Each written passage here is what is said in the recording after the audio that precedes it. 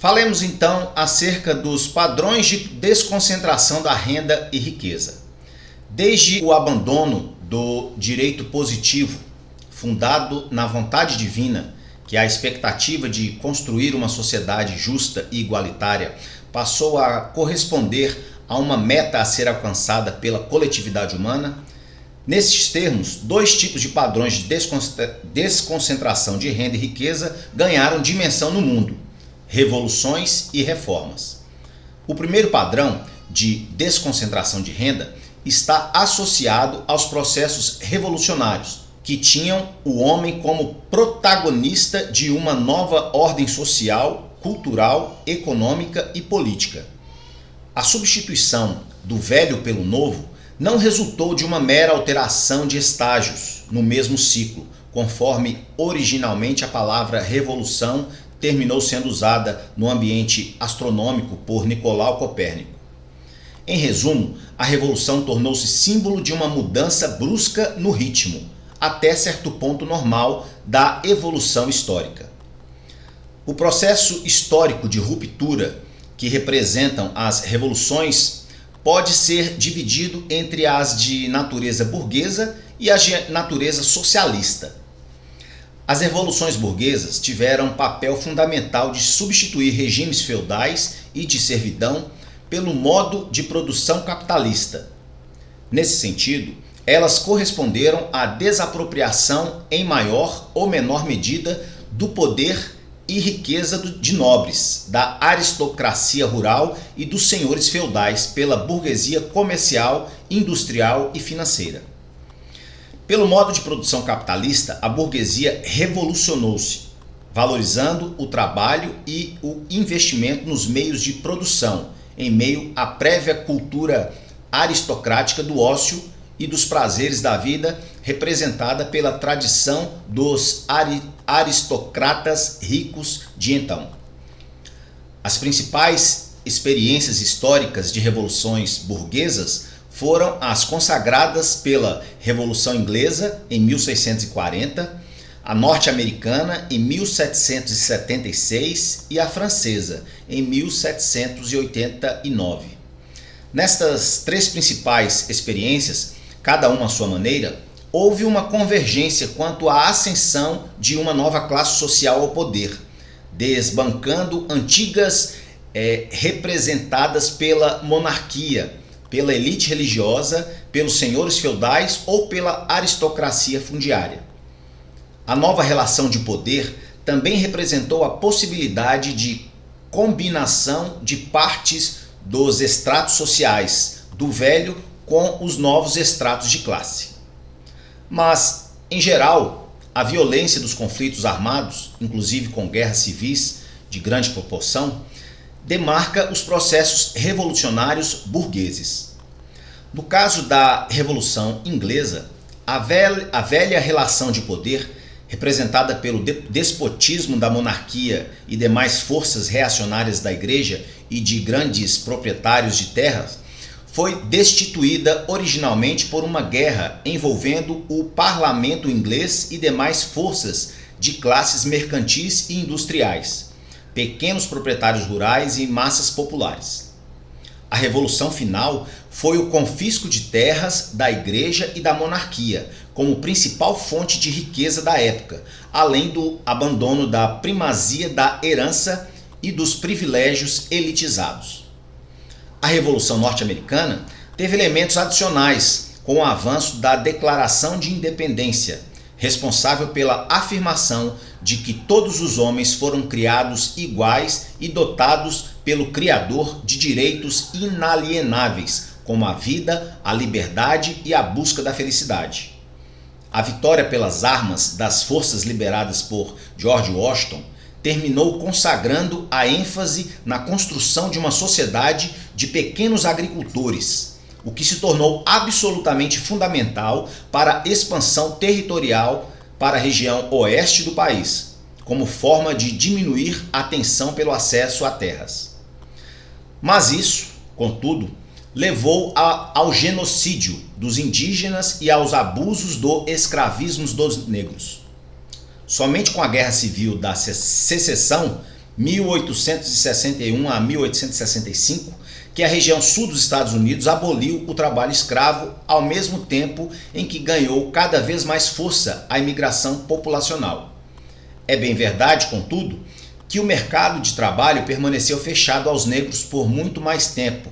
Somente detentores de medidas mais efetivas, quase 100 anos depois de completar a abolição da escravatura, com a introdução das novas políticas públicas do governo Kennedy.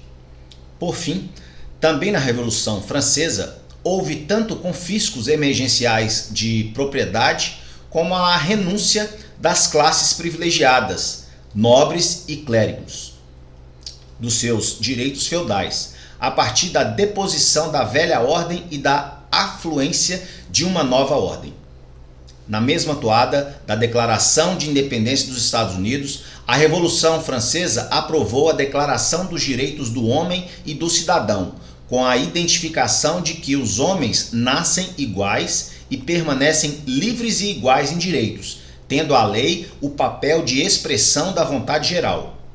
Em síntese, as distinções sociais só poderiam se fundar na utilidade comum. No que diz respeito às revoluções socialistas, o propósito adotado foi o da deposição da classe burguesa pela ascensão das classes trabalhadoras. Para isso, a perspectiva socialista tinha como um dos pressupostos a dissolução das classes sociais, acabando com privilégios e dominação que tinham como fonte geradora a propriedade privada dos meios de produção. Nesse sentido, a visão libertária em relação ao modo de produção capitalista estava atenta à concepção de que cabia às classes trabalhadoras o protagonismo das praxes como sujeito de uma atividade teológica comprometida pela transformação do mundo e de si próprio. Era o conjunto da humanidade pertencente às classes trabalhadoras, o responsável pelo enfrentamento dos desafios legados das gerações burguesas, alterando para isso as relações de produção e de dominação de uma classe por outra. A unidade das classes trabalhadoras em torno de um progresso político e não tão somente a convergência dos princípios doutrinários é que terminaria por garantir as primeiras experiências de revolução socialista, com a ascensão das classes trabalhadoras ao poder e, por consequência, a apropriação da posse dos meios de produção dos capitalistas.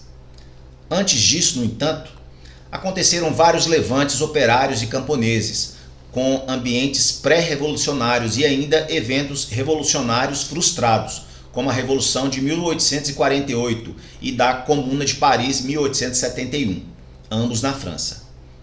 A Revolução de 1917 na Rússia foi o primeiro marco concreto e efetivo da Revolução Socialista, quando as classes trabalhadoras impuseram pela força popular organizada uma nova ordem econômica, cultural, social e política, a desapropriação dos meios de produção e a instalação do planejamento central estatal, por intermédio de um partido único. Foram os responsáveis pela concessão de uma alternativa efetiva ao modo de produção capitalista.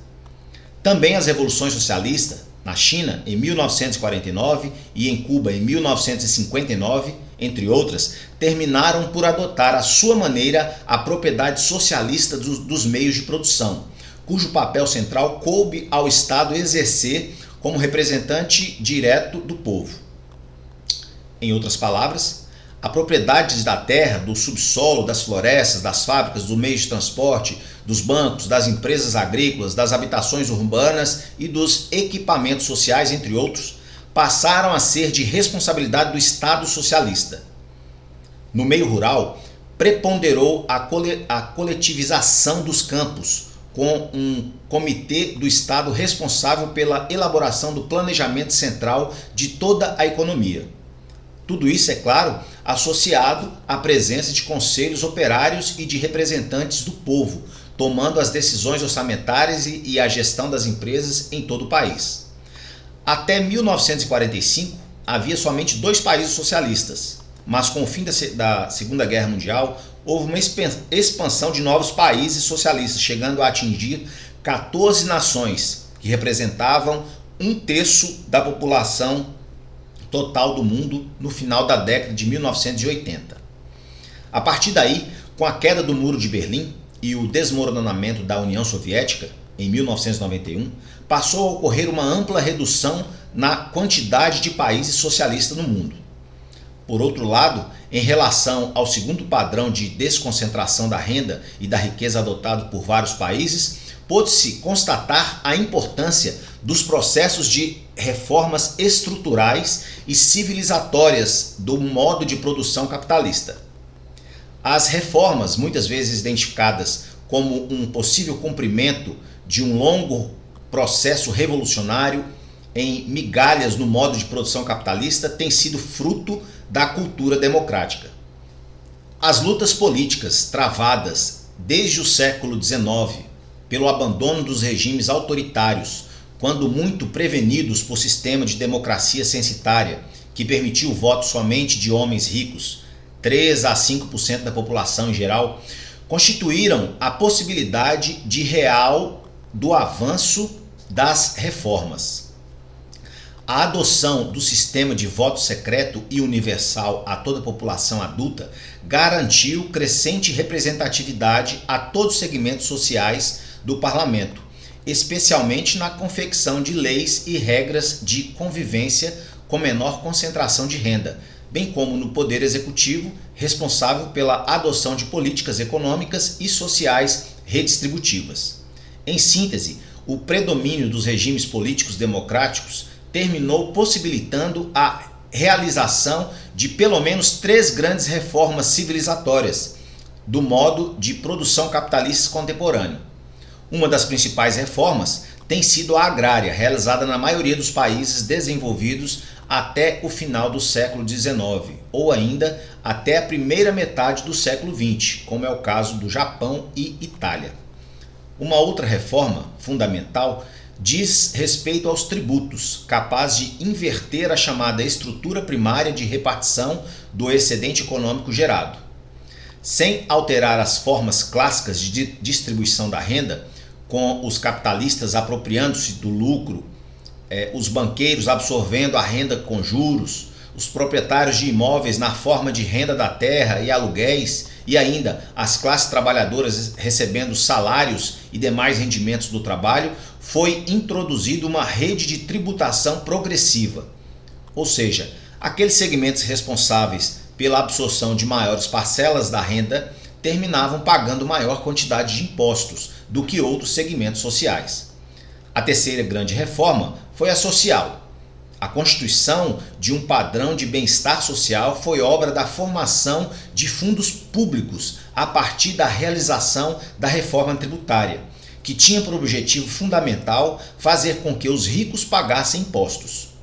De posse das maiores somas de recursos, coube aos fundos públicos garantir a expansão dos gastos nas áreas sociais, como educação, saúde, transporte, habitação, assistência e previdência. Dessa forma, foi possível garantir praticamente a totalidade da população trabalhadora, uma elevação considerável no padrão de vida, assistida por equipamentos e serviços públicos, como educação e saúde pública e subsídios no crédito, transportes de qualidade, habitações e infraestrutura urbana e rural. Nesse sentido, tornou-se robusta a interferência das reformas agrária, tributária e social na repartição mais equânime da renda nacional. Na Inglaterra, por exemplo, o segmento responsável por 1% mais rico da população absorvia 11,2% de toda a renda nacional antes dos impostos. Após o pagamento dos impostos, a participação da renda líquida havia caído para 6,4%.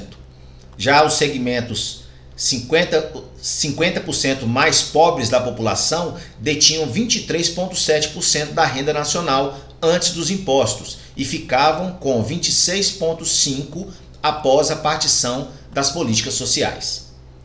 Com os programas sociais, parcela importante da população, velhos, doentes, deficientes físicos e mentais, crianças e adolescentes, pôde viver sem depender diretamente do mercado de trabalho, mas da gerência dos fundos públicos. Para a população dependente do mercado de trabalho, a democracia nas relações de trabalho associada ao compromisso do pleno emprego permitiu a realização de contratos coletivos de trabalho favoráveis à melhor distribuição dos frutos do crescimento econômico, assim como a regulação da concorrência intercapitalista evitou a formação de uma sociedade com má distribuição de renda. A legitimidade do sistema político partidário consagrou aos partidos principais de natureza liberal, conservadora e social-democrata o palco necessário e fundamental para a atuação organizada e o desenvolvimento de iniciativas reformistas, direcionadas ao combate do processo de concentração da renda e da riqueza eivada do modo de produção capitalista. As experiências reformistas terminaram sendo majoritárias como padrão de desconcentração de renda no mundo, uma vez que pressupunham a desconcentração do poder por meio do aprofundamento do regime democrático. Bem, pessoal, ficamos por aqui nessa parte dessa aula. Vamos agora, na terceira parte, falar acerca das razões da concentração da renda e riqueza no Brasil.